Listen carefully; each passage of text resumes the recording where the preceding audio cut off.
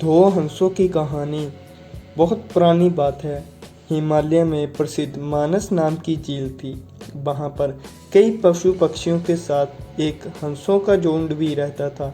उनमें से दो हंस बहुत आकर्षक थे और दोनों ही देखने में एक जैसे थे।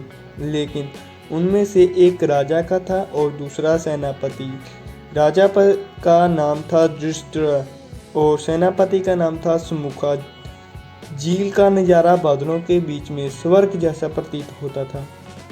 उन समय झील और उसमें रहने वाले हंसों की प्रसिद्धि वहां आने जाने वाले पर्यटकों के साथ देश विदेश में भी फैल गई थी।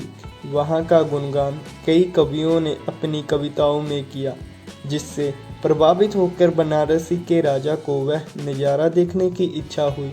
राजा ने अपने राज्य में बिल्कुल वैसी ही झील का निर्माण करवाया और वहाँ पर कई प्रकार के सुंदर और आकर्षक फूलों के पौधों के साथ स्वादिष्ट फलों के पेड़ लगवाए। साथ ही विनम्र प्रजातियों के पशु पक्षियों की देखभाल और उनकी सुरक्षा की व्यवस्था का भी आदेश दिया।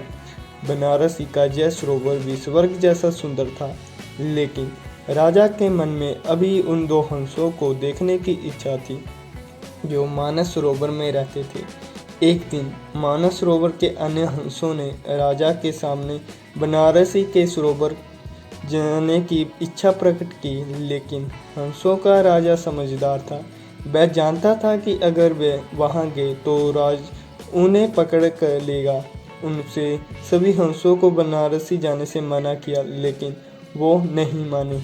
तब राजा और सेनापति के साथ सभी हंस बनारसी की ओर उड़ चले। जैसे ही हंसों का झुंड उस झील में पहुंचा तो अन्य हंसों को छोड़कर वह दो प्रसिद्ध हंसों की शोभा ही देखते थे।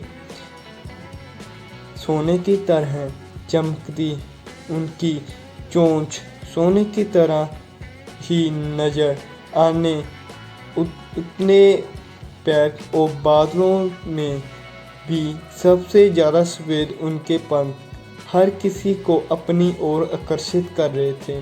हंसों के पहुंचने की खबर राजा को दी गई। उनसे हंसों को पकड़ने की युक्ति सोची और एक रात जब सब सो गए तो उन दो हंसों को पकड़ने के लिए जाल बिछाया गया। अगले दिन जब हंसों का राजा जागा और बनरम पर निकला तो वह जाल में फंस गए। उसने तुरंत ही तेज आवाज में अन्य सभी हंसों को बुलाया और अपनी जान बचाने के लिए आदेश दिया। इससे सभी हंस उड़ गए, लेकिन उनका सेनापति सुमुखा और अपने स्वामी को फंसा देख सभी बचाने के लिए वहां रुके गए। इस बीच हंस को पकड़ने के लिए सेना वहां आ गए।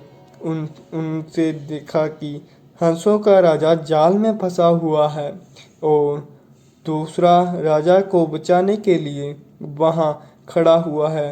हंस की भक्ति देखकर सैनिक बहुत प्रभावित हुआ, जिससे और उसने हंसों को राजा को छोड़ दिया।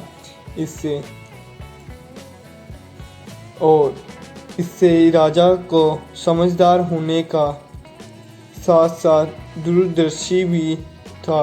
उसने सोचा कि अगर राजा को पता चलेगा कि सैनिक ने उसे छोड़ दिया तो राजा उसे जरूर प्रणाम दंड देगा।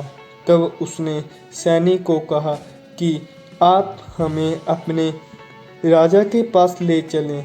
यह सुनकर सैनिक उन्हें अपने साथ राज दरबार में ले गया, लेकिन दोनों हंसों को सैनिक के कंधे पर बैठ थे।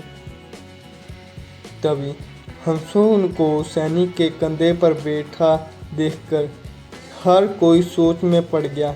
जब राजा ने इस बात का रहस्य पूछा तो सैनिक ने सारी बात सच सच बता दी और सैनिक की बात सुनकर राजा के साथ ही सारा दरबार उनके साहस और सेनापति की स्वामी भक्ति पर हैरान रह गया और सभी के मन में उनके लिए प्रेम जाग उठा।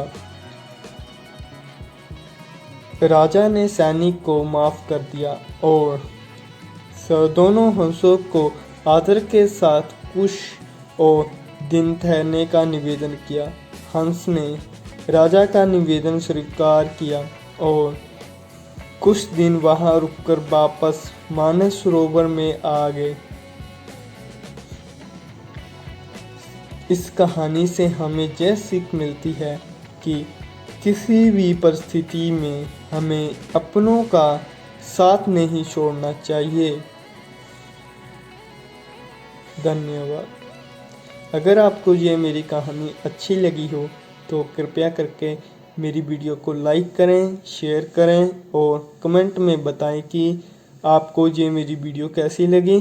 तो धन्यवाद। Happy life.